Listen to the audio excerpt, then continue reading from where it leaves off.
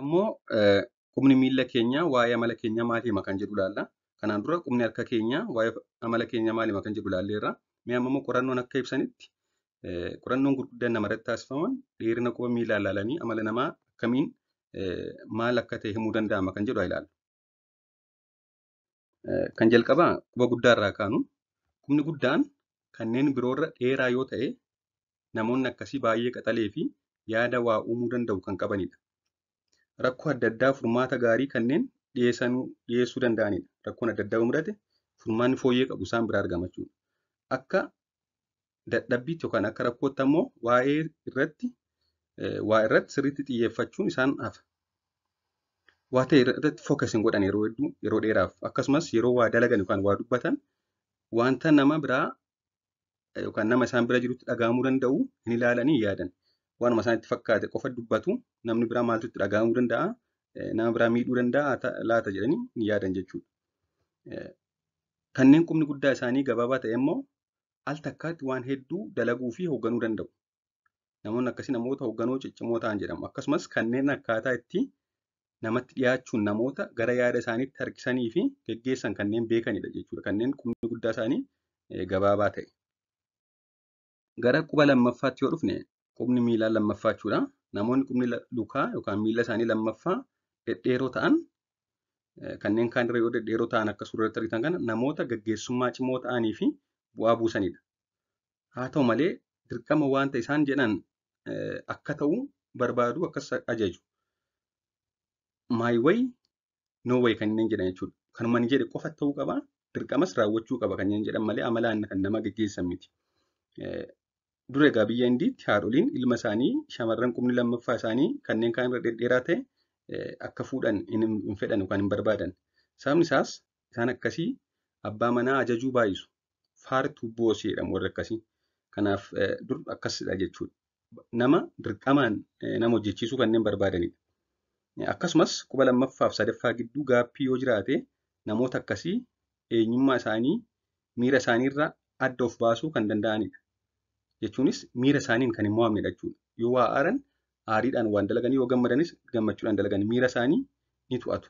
Miira isaaniirraa adda of baasanii kan of to'atan jechuudha. Yoo quba lammaffaaf sadaffaa gidduu gaappiin jiraate. Quba sadaffaadha.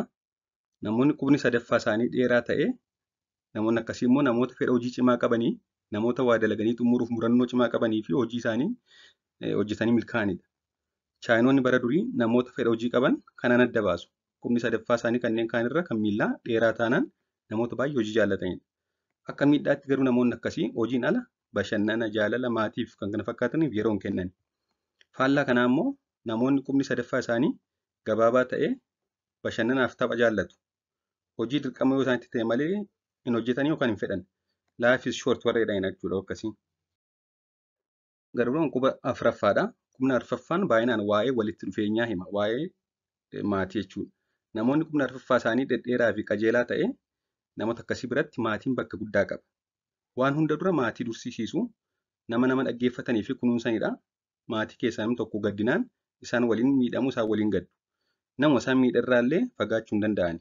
Osuma miidhamanii waliin jiraatu. Qubni arfaffaan kun jajallaa fi baay'ee gabaabaa yoo ta'e immoo faallaa isa kanaati. Dhimma maatiin qabanii namoonni akkasii namni yoo gaddee dhimma isaaniitti jedhanii biraa deemu malee namaan gaddan jechuudha. Yoo gabaabaa fi jajallaa ta'e. Yoo dheeraa ta'e garuu namoota baay'ee namaa gaddan, nama kunuunsan, nama jaallatanidha. Inni garuu quba shanaffaadha. Warri qubni shanaffaa isaanii baay'ee gabaabaa ta'e amala ijoollee qabu. Amala ijoollee qabu jechuun haasaa jaallatu, dafanii saaruu, dirqama fudhachuu yookaan dirqama isaanii ba'uu irratti baay'ee isaan hafa. Namoonni quba shanaffaa isaanii qofaatti jechuunis quba kaan osoo hin sochoosiin quba shanaffaa isaanii qofaatti sochoosuu danda'an ammoo namoota osoo waa ittiin yaadiin dubbatan yookaan dalaganidha.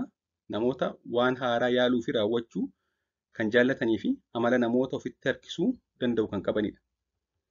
Kanneen kana gochuu hin dandeenye jechuun quba shanaffaasaa ishee moggaarra jirtu sana qofaa ishee sochoosuu kan dandeenye. Ishee sochoosuuf yeroodhaan quba guutuu sochoosu yoo ta'e namoonni akkasii immoo